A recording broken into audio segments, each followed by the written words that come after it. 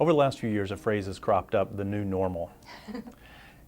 You talk about competitive landscapes and talk about new realities, and they remind me a little bit of each other. Could you speak to what you see as the new realities?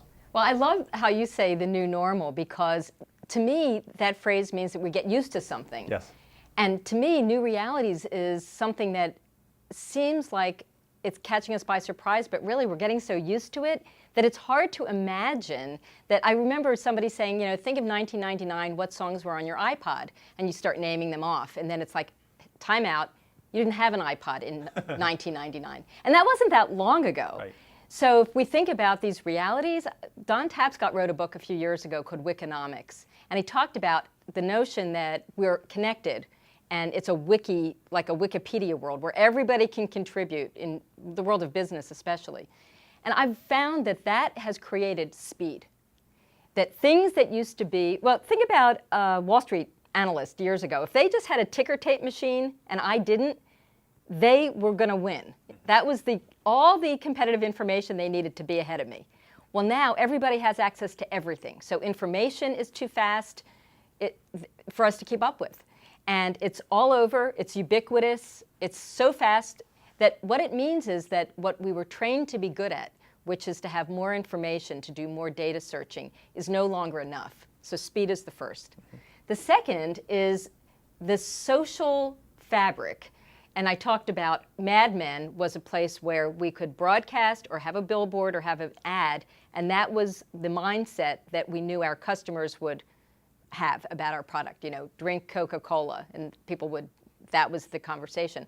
Well, now between Yelp and all of the thumbs ups and thumbs downs and all of the ways that people are weighing in on our brands, even when we're not asking for opinions, that dynamic has made for transparency that was never there before. And I remember that Howard Schultz in his book was talking about a memo that, quote, leaked, and it was a bad PR moment for him. And then suddenly he realized that rather than preventing all those memos from going out, he needed to acknowledge the fact that all memos were going to become public at some point. And so that dynamic is really relatively new. And the third is that we are not just local. Even if we're a, quote, mom and pop shop or a local business, the fact that our suppliers and our competition and actually some great models for how to do things might be today in another country or certainly another state or another region. Or virtual. Or virtual, exactly. So another thing that comes to mind that's different today than in the past is this idea of getting to market quickly and then allowing the customer to be a part of what that product or service offering looks like in the future. Could you talk a little bit about that? I really love the Lean Startup notion of minimum viable product. It used to be that we would let the engineers, and we love engineers, and engineers will engineer things because that's what they do.